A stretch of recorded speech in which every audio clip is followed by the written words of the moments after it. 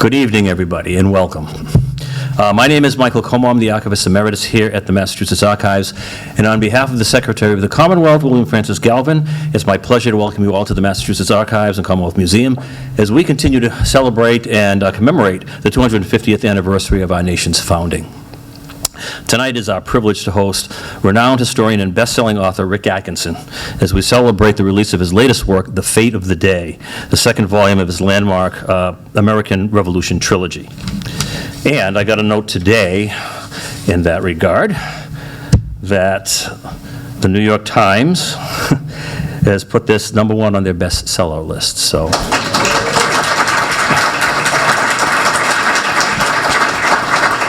we're already a success, so thank you for coming, ladies and gentlemen. No. Rick Atkinson is the author of 7 narrative histories for about 5 American wars. His most recent book is The British Are Coming, The War for America, Lexington to Princeton, 1775 to 1777. And it's the first volume in a planned trilogy of the American Revolution. Now, we here at the Massachusetts Archives had the opportunity to bear witness to Mr. Atkinson's meticulous research, as we were one of the many repositories that he sourced for his volume, a book that spent nearly 3 months on the New York Times bestseller list. So that was a privilege on our part, and I hope we provided you with some meaningful detail. Previous works by Mr. Atkinson include The Long Gray Line, a saga of the West Point class of 1966, Crusade, a narrative history of the Persian Gulf War, and perhaps most notably, The Liberation Trilogy, An Army at Dawn, The Day of Battle, and The Guns at Last Light, a narrative history of the liberation of Europe in World War II. As a student of World War II, and a person who just can't get enough of it and read enough about it, I have to say this, that trilogy, I've never read its equal as far as storytelling, research, and just immersing you in the experiences of that generation and what they experienced. It was amazing. So, again, thank you for that. Now, Mr. Atkinson has been described by George F. Will as an author who, quote, has a felicity for turning history into literature, unquote. He combines authoritative scholarship, exhaustive research, with a skill for intimate and vivid storytelling that truly immerses the reader in the times and events he so expertly chronicles. Among his many awards, Rick has also received Pulitzer Prizes for both history and journalism. Now, leading our conversation tonight is close friend and colleague, Professor Robert Allison, who's chair of the History Department at Suffolk University, himself an esteemed historian and author, and a longtime friend and partner of the Massachusetts Archives and the Commonwealth Museum. So thank you, Bob, for being here with us tonight, and we appreciate your contribution.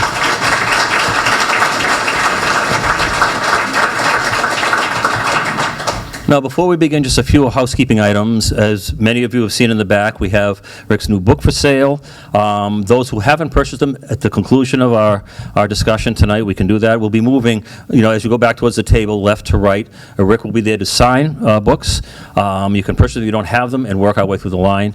I understand, Rick, that you don't mind having images and pictures taken if that's something that people desire, and we appreciate that. So if there's any questions afterwards, I have staff here. There are badge staff from the Archives and Museum, so please don't feel free to ask us anything you need to. The restrooms in the building, if you go out the door here, around to the right, there are public restrooms for everybody should you need them at any point. So, with all of that said, please join me in welcoming both of our special guests, and without further delay, I'm going to pass things over to Professor Allison. Great.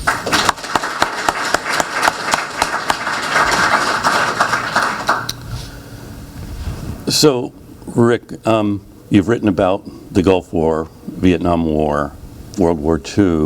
What brought you to the American Revolution? Well, first, Bob, thanks for the conversation. We've had conversations before, and I always get more than I give out of them. Thank you, and thank you all for coming. Like many of you, I've been fascinated with the American Revolution since I was a kid. I can remember in 8th grade at George S. Patton Junior High School of Fort Leavenworth, Kansas. My father was an Army officer. We happened to be living there, and I can remember discovering Benedict Arnold and realizing that there was something deep and depraved about this guy, but also, as I've come to recognize, he's the best tactical officer on either side for the first couple of years of the war, born to lead other men in the dark of night. And there are 100 or more characters of great depth and complexity that have appealed to me for a long time. Having written so much about the latter-day military, including the Army in World War II. As a journalist, I spent a lot of time in places like Somalia, Iraq, Bosnia, Afghanistan, blah, blah, blah. So I've been around our contemporary military a lot. I was curious about how to draw a bright line from the origins of our national military to that force we have today. And you got to go back and start really with the Continental Army and the militias that helped to form that. So when I finished World War II, that third volume came out in 2013, and I'm thinking, what do I do next? And the obvious thing would have been to pivot to the Pacific and do for that what I'd done for the Mediterranean and the European theaters, and I just didn't have the heart for it, for one thing. I kept thinking of Jack London's advice that a writer ought not sit back and wait for inspiration, but ought to light out after it with a club. So I took my club, and what I found was the revolution, and here I am 12 years later. Now, you were a student of literature early on, and still are. I wonder if there are any particular writers that influence you as a writer. Yeah, I studied English. I was a graduate student in English literature. I've told you I was on my way to a PhD and thought, no jobs, and it seemed a little too sedentary for what I wanted to do. You know, there are many writers who've had an impact on me. You know, I love James Joyce. I love William Faulkner. I love Shakespeare. The canon is large, and I embrace most of it. As a historian and as a narrative writer, you know, I go back to Bruce Catton. Bruce Catton's Stillness at Appomattox. He wrote 2 trilogies. Yeah. Stillness and Appomattox is the 3rd volume in one of those, and it is a brilliant book, Pulitzer Prize winning book, and it really holds up, and it's remarkably concise. I wish I could be that concise and not write, you know, these tomes, but Shelby Foote wrote a trilogy about the Civil War called The Civil War, and I go back and I reread the 80 pages on Gettysburg every once in a while for inspiration and study his narrative art. Now, 3,000 pages on the Civil War without a single footnote. You can't get away with that today, and you shouldn't. So there are, you know, issues with that. But so, you know, Robert Gross is here. It's a wonderful book he wrote about the Minutemen. And so there are a lot of people toiling in the vineyard, and I'm the beneficiary of their toils. Well, you bring a lot of attention to the story, and I mean, I teach the Revolution. I've written about the Revolution. I'm still wondering what's going to happen next as I'm reading this. And you begin this volume with Marie Antoinette at Versailles. I wonder how you reached the choice to begin there and with her. Yeah. Well, I love talking about Marie Antoinette. In Volume 1, The British Are Coming ends with Washington in desperation launching an attack on Christmas night 1776, crossing the Delaware River and destroying the German garrison at Trenton. And then doing it again, doubling down and crossing again into New Jersey from Pennsylvania and attacking the rearguard British garrison at Princeton. And then they go into winter quarters, so the war is fallow for months, as happened in the 18th century. So this book picks up where that book ends, but I do open it in France, at Versailles, with Marie Antoinette. It's about almost the beginning of Lent, and her husband is Louis XVI, because the game for the Americans at this point is to persuade the Catholic absolute monarchy in France to throw in their lot with Protestant wannabe Republicans bent on rebellion against their lawful monarch, if not regicide. That's a heavy lift diplomatically. And in the prologue, in addition to meeting Marie Antoinette, who's known around the French court as Madame Deficit, we meet the guy who's doing this heavy lift. And he's our first and greatest diplomat, Benjamin Franklin, because he has arrived in Paris in December of '76. We've seen him in the first volume, and he's, with great patience and great skill, working his way toward a French acknowledgement of, first of all, the legitimacy of the colonial rebellion, and then instead of just clandestine help, secret shipments of gunpowder and that sort of thing, overt help in the form of Army and Navy. You got to lay that out for the reader, I think, to understand. And there's a third character in that prologue. He's a 19-year-old spindly redhead named Gilbert du Motier. And you know him better as the Marquis de Lafayette. And he's decided, he's one of the richest boys in France, and he's been inflamed with what he sees as the noble cause of American rebellion.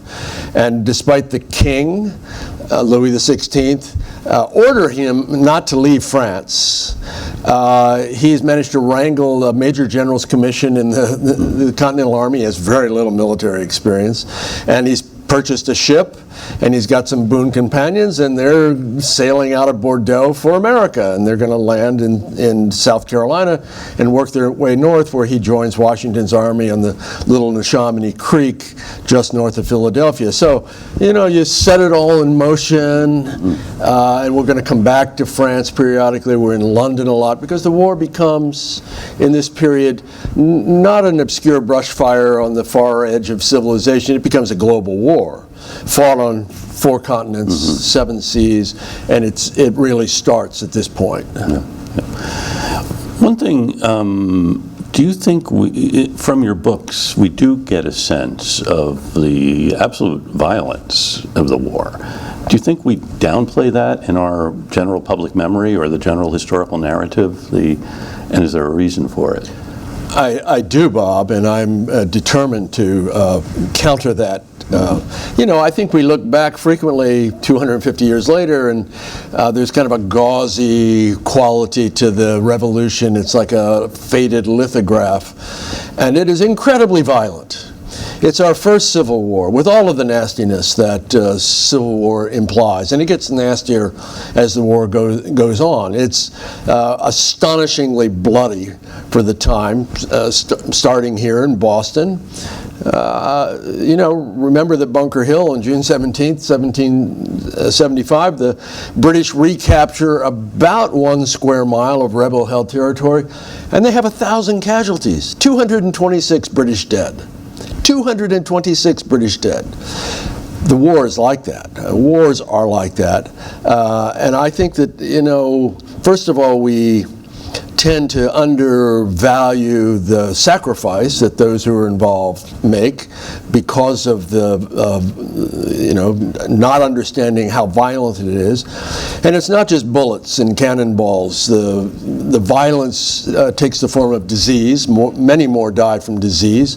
Smallpox, the king of terrors, typhus, dysentery, it's a long list.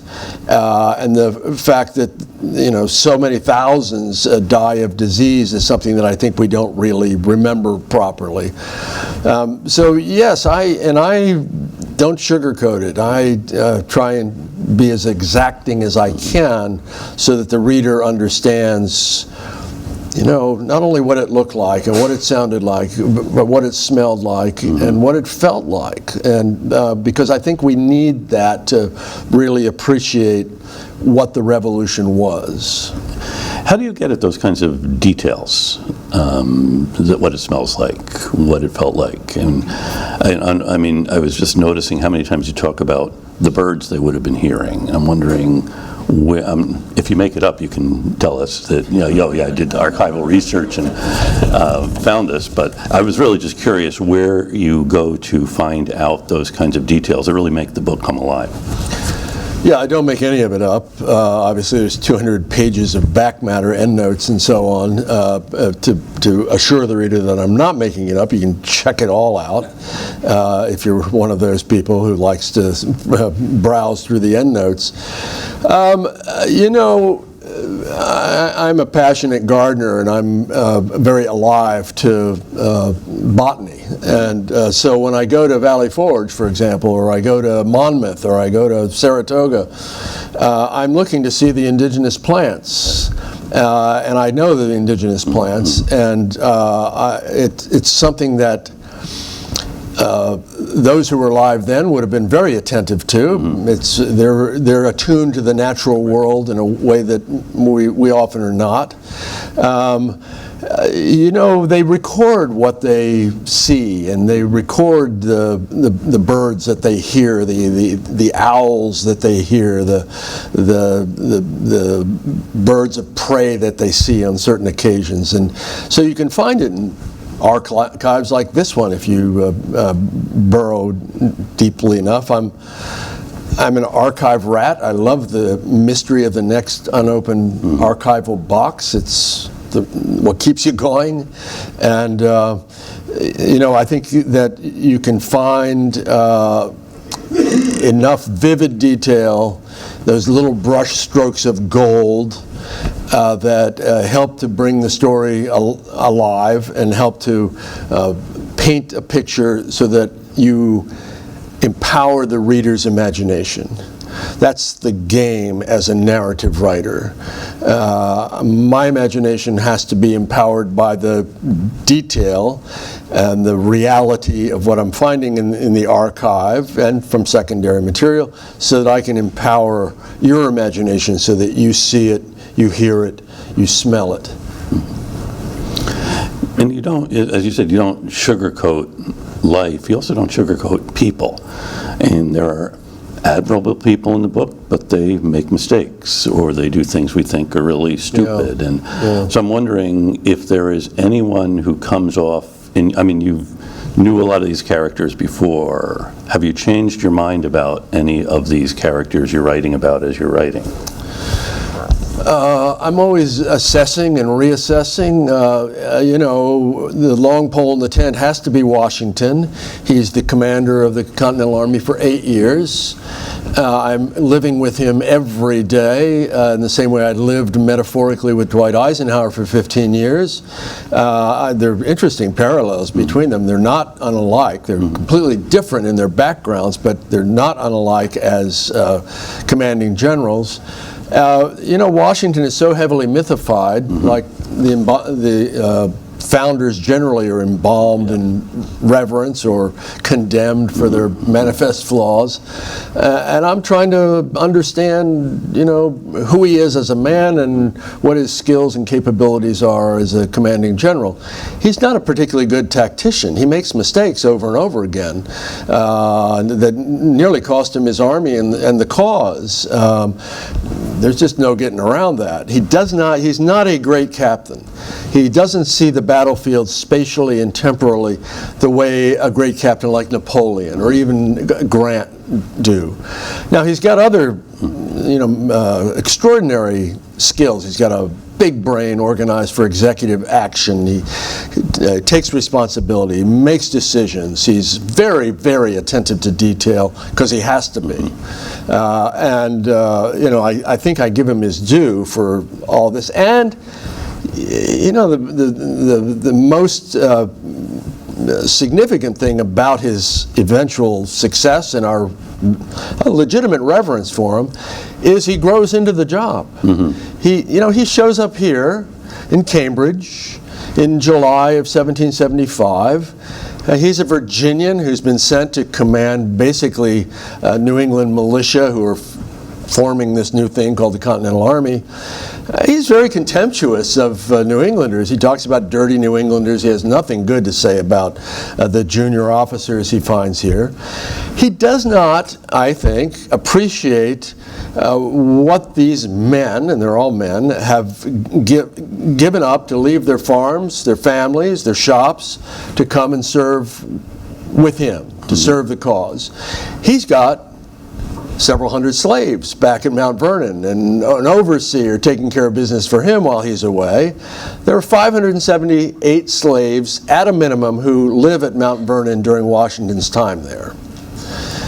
That's an appalling reminder that the prosperity of the country is predicated on human bondage, and you cannot square that circle morally.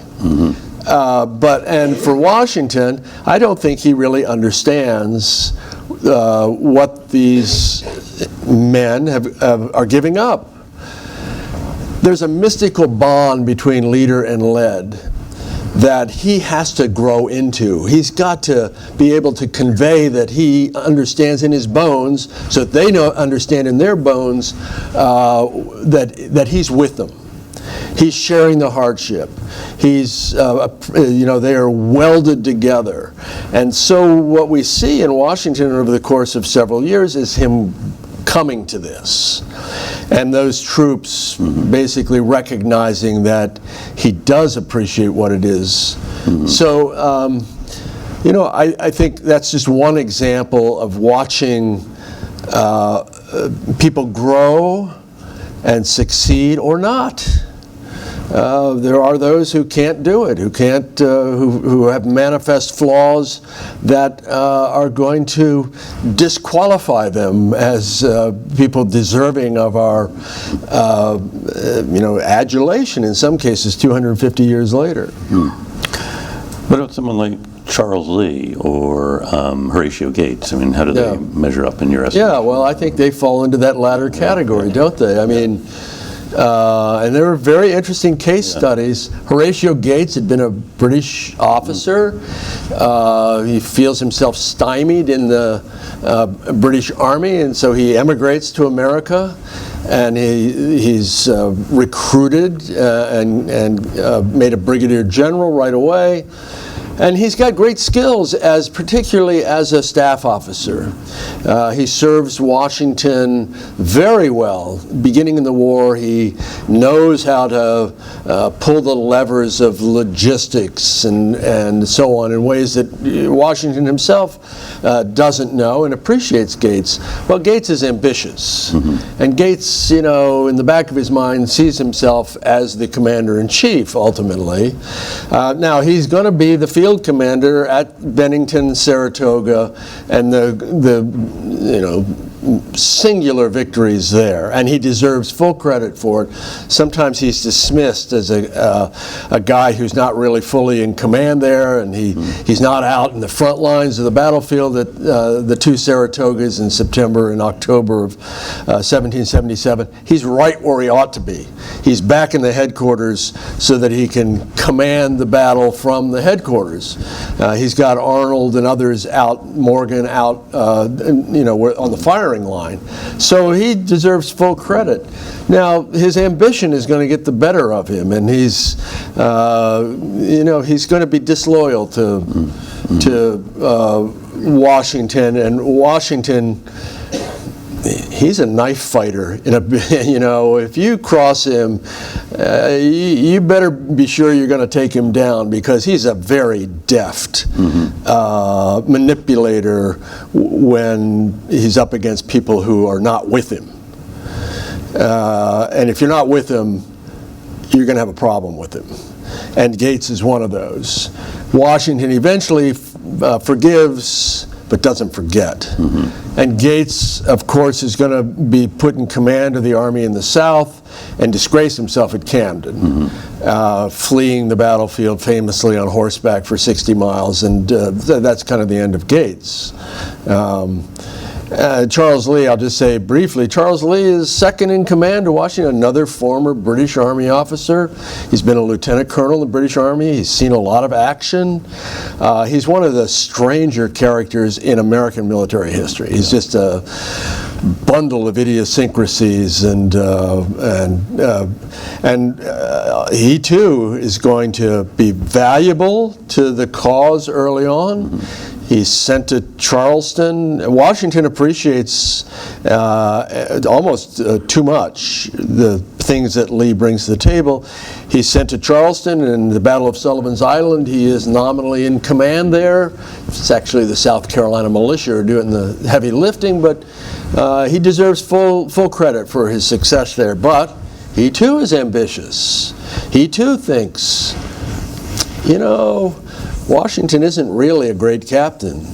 I, on the other hand, have the potential to be a great captain.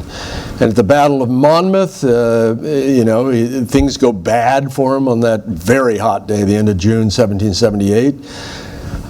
I think that he gets a bad rap. He saves the 5,000 men that he's got in the advance there. It's a close-run thing, but Washington, who has a molten temper, confronts him on the battlefield, sees that there's great disarray, that the forces are retreating, and they have a violent argument. And that would have been forgiven, I think. But Lee goes 2 steps too far. He writes letters, intemperate letters, that night. He doesn't put them in a drawer and wait until everything cools down. And so it becomes a contest of, is it going to be Washington or is it going to be Lee? It's, and the Army has to decide, Congress particularly has to decide, it's going to be Washington. Once again, this very deft, bureaucratic knife fighter, and Washington never sullies his hands. He lets the likes of Hamilton, John Lawrence, do the savaging of Lee for him. That's the end of Lee. Yeah. It's he has a terrible final couple of years here and dies in some obscurity in Philadelphia. So, yeah, this is Shakespearean. You can't make this up. Yeah. And another thing, you emphasize in the book in the need for intelligence, and you point out that at Monmouth, Lee was right because they were overmatched, but no one knew it at the time. We didn't know until Clinton's papers then are Correct. published that the British actually had twice as many troops as the Americans thought they did. Yeah. So how do they go about finding out? What are the intelligence sources like? Well, Washington is his own intelligence chief. He's, at the beginning of the war, he's also the clothier general and the muster master general, and because he doesn't have staff officers doing these jobs, and somebody has to do it, so Washington's doing it. Now, other officers will fill the roles eventually. Congress is very slow in some cases, but he remains basically his own G2 in modern terms, his own intelligence chief through the war. He runs the Culper Ring in New York, for example. It's crude. There are no satellites. There's no NSA. It's crude. So early on, it's as crude as telling a young former school teacher, captain in the Army named Nathan Hale, take off your uniform, pretend like you're a school teacher, and go walk around and see what you see in New York. It ends badly for Nathan Hale. Washington becomes more sophisticated, partly as a consequence of failures like that. But when the British Army has evacuated Philadelphia, they're heading toward New York. There's disagreement in the high command for the Americans of whether to confront them or whether to nick at them, try to bleed them from the. And so that's why Lee is sent with a large advanced detachment to try to harass them as they're retreating. It's the blind leading the blind frequently. You're feeling your way. Yeah, you've got riders out looking for the army, and you're talking to farmers about, have you seen any British troops around here? Oh yeah, an army just went past. It's that crude.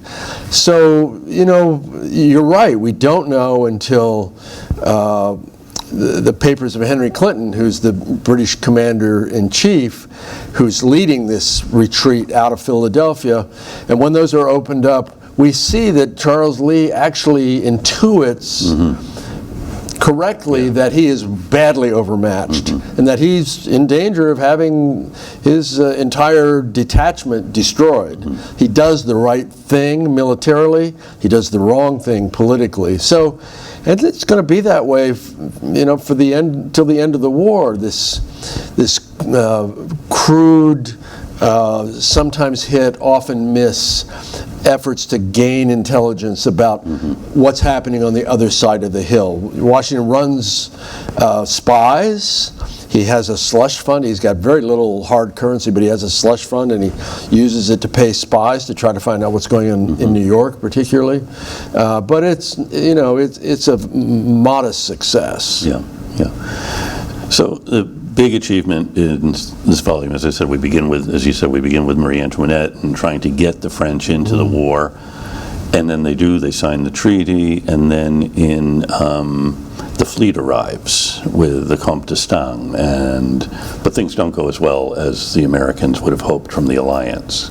Want to talk a little bit about what goes wrong or what goes right with Well, it mostly goes wrong at the beginning. After Saratoga, the French, through the blandishments and the ministrations of Dr. Franklin, do come into the war overtly, and they sign 2 agreements with us, and they're going to dispatch assistance of a sort that they have not provided previously. And first and foremost is this fleet that Bob refers to under d'Estaing. And in the inimitable French way, he's actually been a general, and then he becomes an admiral. He doesn't know how to sail. He's not lucky. The trait Napoleon most cherished in his generals was luck. D'Estaing does not have it. And he's going to be executed by the terror in the French Revolution, so his luck really runs out. And his luck in America is just is not good, and partly he's not a particularly capable fleet admiral, and he's got bad luck with the weather and bad luck with the positioning of the Brits. He's also got bad luck that he's facing as his counterpart for the Royal Navy, greatest navy the world's ever seen at this point, Richard Howe, Lord Richard Howe, who's one of the finest fighting sea dogs in the history of the Royal Navy, which is saying something. And d'Estaing is overmatched. And so, there are issues off of Newport where there's a terrible storm. It's a hurricane-force storm, and it tears up the French fleet. We're going to see d'Estaing again at Savannah when, in combination with an American force there, he tries to take Savannah back from the British who have captured it, and it's a terrible bloodletting. D'Estaing is wounded severely. Pulaski, who's a soldier of fortune, Polish soldier of fortune, is killed. It's a catastrophe. So, it's not going all that well. It's not exactly what was envisioned. Okay, yes, the French are with us, and the war is going to be settled pretty quickly. It doesn't work out that way. And it's going to drag on, and it's going to require more diplomatic maneuvering, more pleas for assistance, military, financial. The dollar is not worth a continental. We need money from the French. We need help from the Spanish. And we're going to ask for the French to send another fleet and another army under Rochambeau and de Grasse. This time it's going to work, but that's volume 3. Right. So let's not give it away. Yeah. Spoiler alert. Yeah, as I'm reading this, I have the same feeling with volume 1. I mean, how can either side win this? Because you present it in this way. And of course, the war changes for the British once the French enter, because now they have to worry about a French invasion. Right. Yes, right. Yeah, the other side of the hill always interests me and I have spent a lot of time looking at George III and his ministers, Lord North, who's the Prime Minister, Sandwich, who's the First Lord of the Admiralty, and very, very capable, actually. The British make several strategic they have several strategic misconceptions. They get the big ideas wrong. One, they underestimate the extent to which the rebels are going to resist British firepower. Starts here, and they don't really anticipate what's going to happen on Battle Road, April 19th, 1775, or Bunker Hill, or here in Dorchester Heights. That's one mistake they make. Two, the king, his government, majorities in the Parliament, the House of Lords, the House of Commons, believe that a majority of the 2 million white Americans really are secretly loyalists, and that they are really with the king. They don't really want to be part of this rebellion. That's wrong. Mm-hmm. It's just wrong. Modern scholarship has showed that about 20% of the white Americans, it's about 400,000 out of 2 million, are loyalists, committed to the crown. That's not enough to affect the levers of power. The loyalists never have good propagandists. They never have national leaders. They require enormous British support at all times. When the British military goes away, think of the Taliban falling on those who are loyalists and punishing them. The militias often Talibanish. So, and then the third and maybe most fatal misconception: King George, and the government and the body politic really believes that if the American insurrection is permitted to succeed, it will encourage insurrections in Canada, Ireland, India, the Sugar Islands of the West Indies, where the real money is, and it'll be the beginning of the end of the First British Empire, which is a new construct created in 1763 with Britain's great success over France and Spain in the 7 Years' War. This is wrong. Mm-hmm. It's wrong. And there are those who tell him it's wrong.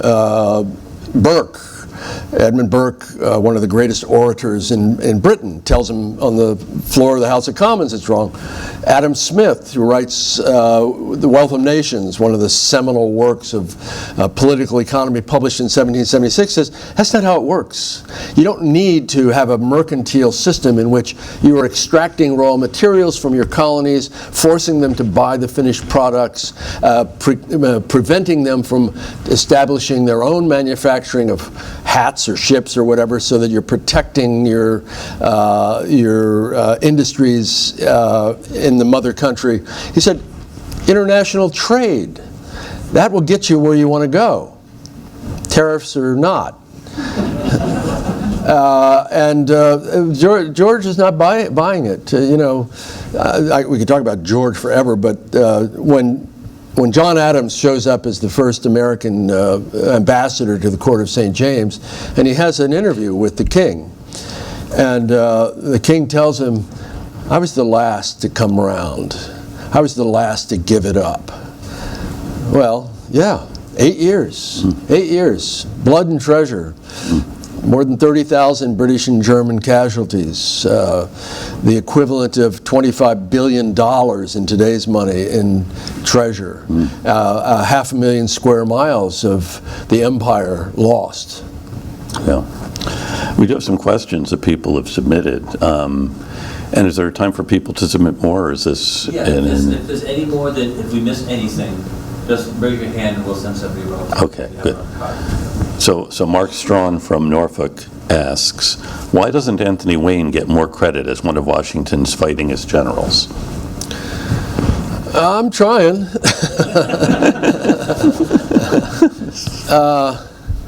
He's got catastrophe at Paoli. He's a Pennsylvanian. Some call him Dandy Wayne. He's very attentive to his dress. He looks. Mad Anthony is a much better sobriquet. Yeah, it is, but that's not until later. And so at Paoli, he's encamped, and he's supposed to be again kind of nicking at the flanks of General Howe and his army. Paoli is west of Philadelphia, and he's surprised by an attack at night, and it is devastating. The force is routed, and he's got a lot of men killed. The British never fire a shot. They're ordered only to use the bayonet. It's pretty horrible.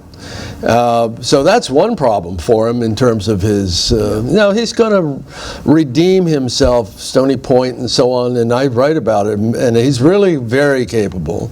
But he starts out, it's rocky for him, and he's going to play a role post-revolution too, obviously. So bear with me. Okay, good. Mike Ryan from Rentham wants you to name your top 3 British and top 3 American generals.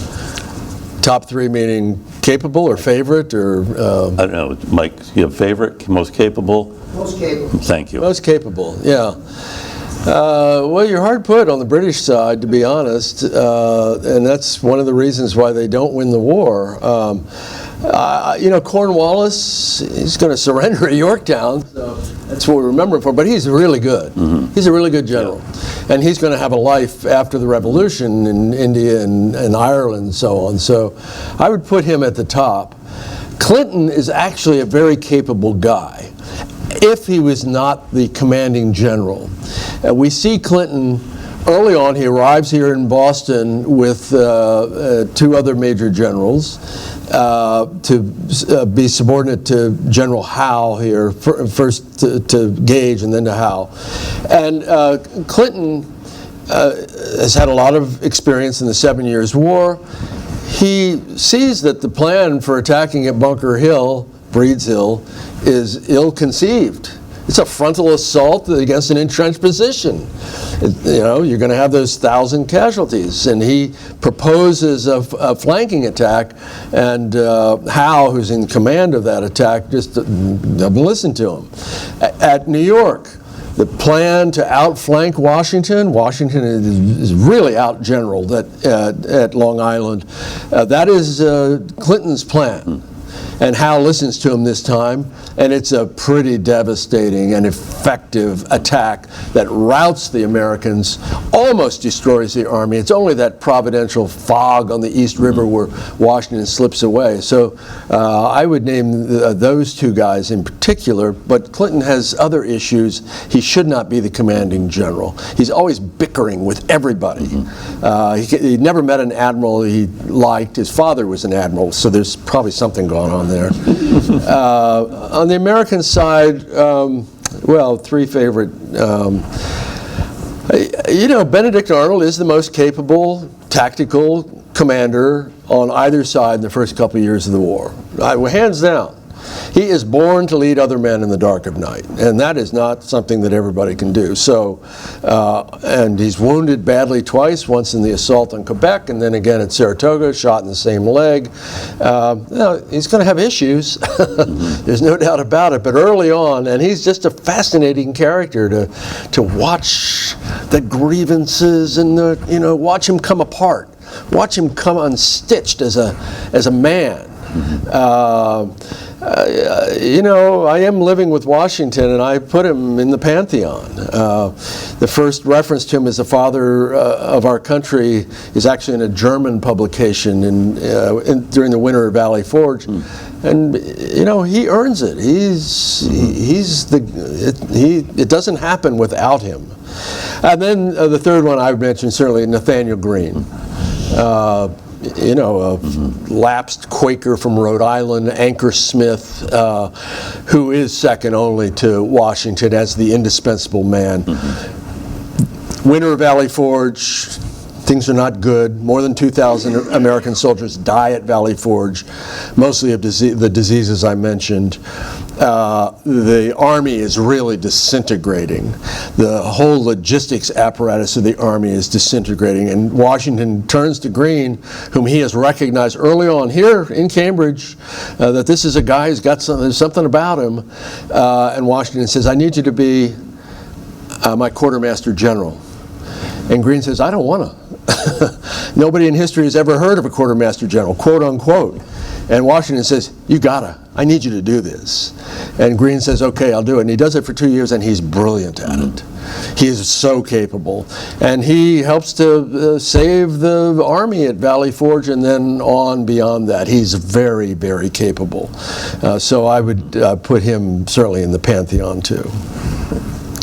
Let's see, Doug came all the way from Philadelphia and says that one of the best things about your books are the character studies that emerge, and he wants to know which historical figures of the Revolution have most surprised you.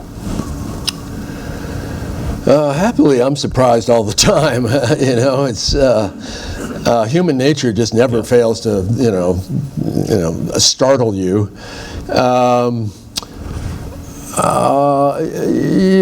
I think that I do live with Franklin a lot. Now, you know Franklin, but I think the deeper into studying Franklin, living with Franklin, there's been great scholarship on Franklin. The papers of Franklin are beautifully curated by Yale, so you can really spend time with Ben. He's a little opaque. He wants it that way. He's a little like Washington. One of the portrait painters of Washington said he had a remarkably dead eye trying to paint him because he didn't want you to see inside of him. And Franklin's that way a little bit too. He's at Bon Vivant in Paris, and he's the most famous American by, a long shot as a consequence of his scientific discoveries, his work on electricity. When he arrives in Paris, he is a rock star, and people mob his coach when he's out. People buy little busts of Franklin and put them on the mantels in their house. He says his face is as familiar as the man in the moon. Yeah, right. He likes it. Yeah. He writes to his daughter and says, your dad. They really like him here, and it's true. And he plays it very, very well. He is a canny guy, and he is a hard-ass radical. He is, he has turned. He had been one of the king's greatest supporters. He was an Anglophile of the First Order, and he flips. There are reasons for that I describe in the first volume, but at this point, he's a regicide. And watching that, and watching him operate behind the scenes and so on it's masterful. He is our greatest diplomat. Yeah. Colette from Boston, now looking at the crowd you have to wade through to get out of the room. Massachusetts is called the birthplace of the Revolution. Do you believe that is true? Yeah, thank you. Yeah, thank you, Michael. Yeah. Oh no, it has to be Philadelphia. Yeah, of course it's true. Now, I was here 3 weeks ago with Ken Burns, and some of you know Ken Burns' next big project is 12 hours, 6 parts on the American Revolution to air on PBS in November, and I've been involved with it for 3 years now. And we were here in Lexington and Concord, and he shows a clip reel, they call it, extracts, 42 minutes of this beautiful film. It's you're going to really like it. And we first were in Lexington, then we're in Concord. In both places, it's where was the shot heard around the world? Where did it really start? There's 800 people in Lexington waiting for the answer, and then there's 650 people in Concord. And I pointed out, I said, one of the reasons so much killing was done by bayonets is because muskets were so inaccurate. They're beyond 80 yards, they're not accurate, and beyond 100 yards are almost hopeless. On the first day of the Revolution, April 19th, 1776, it's estimated that at Lexington, Concord, and on Battle Road, the British retreat into Boston, the rebels fired about 75,000 shots, 75,000 rounds, but only 1 in every 300 actually hit a redcoat. The shot heard around the world probably missed. Is that what you want to be known for?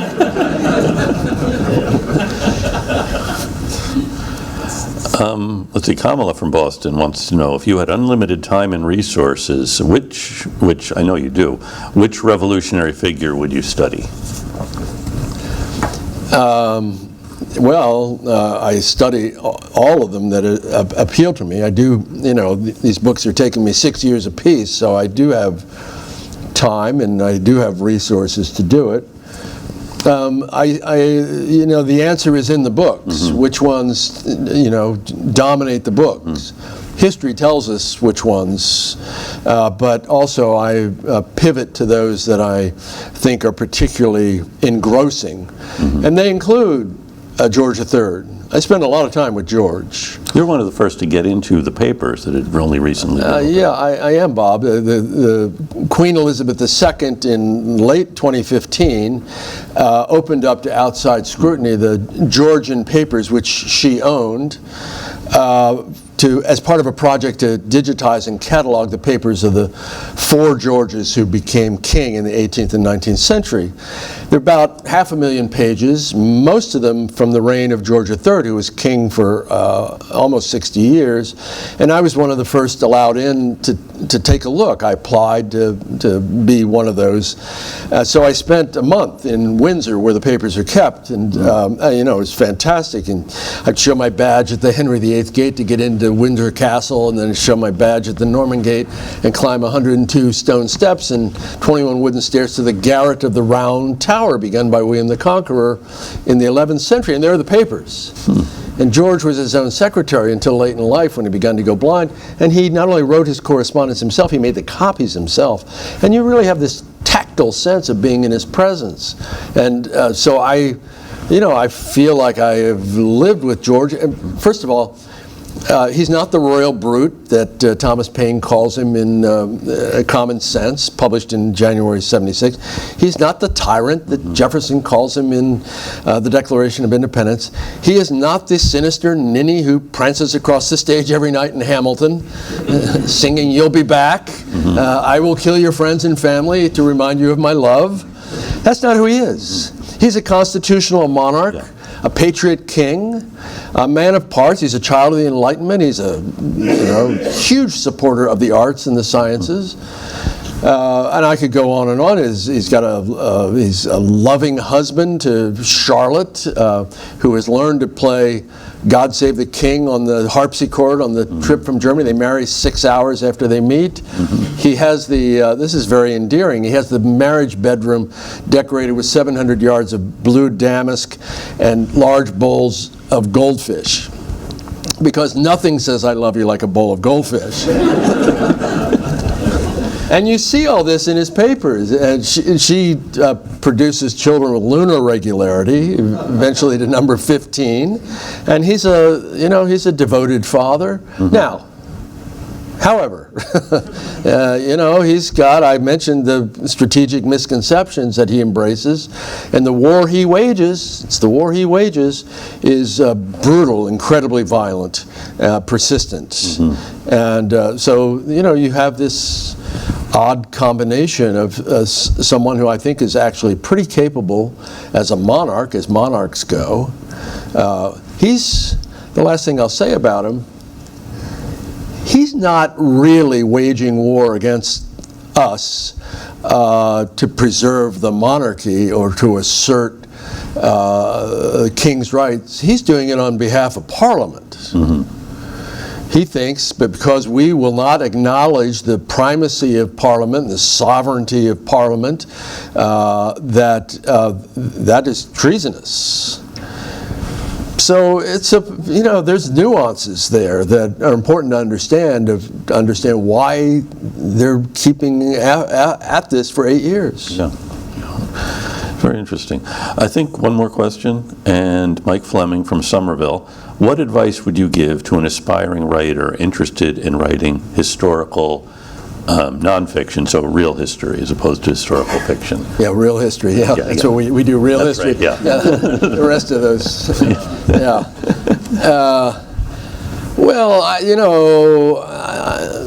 I came at this through the back door. I was a journalist. I started on a small newspaper in Kansas, and it forces you to write a lot. And then I went to Kansas City, and then I eventually went to the Washington Post.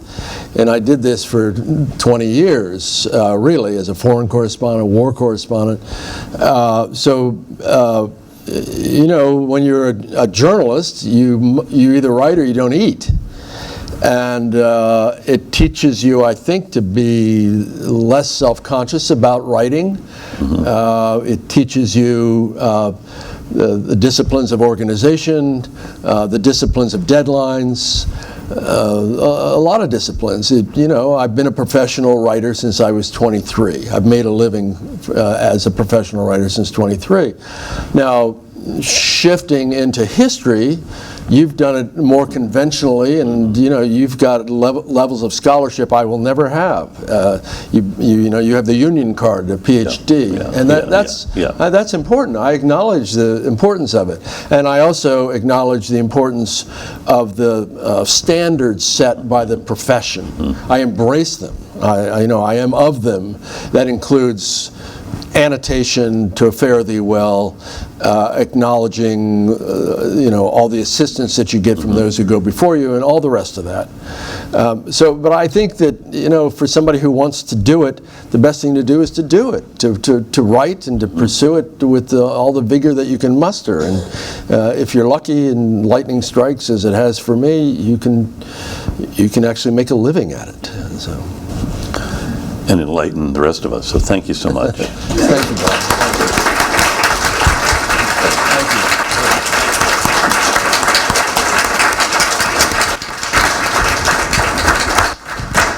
Thank you, Rick, and thank you, Bob, for a wonderful conversation. Fun fact, today's my anniversary, but you kind of killed me because I got her a bowl of goldfish this morning. I thought it was going to work. Don't know what happened. So, Rick, if we'd be so kind, we're going to line up for people who have purchased books.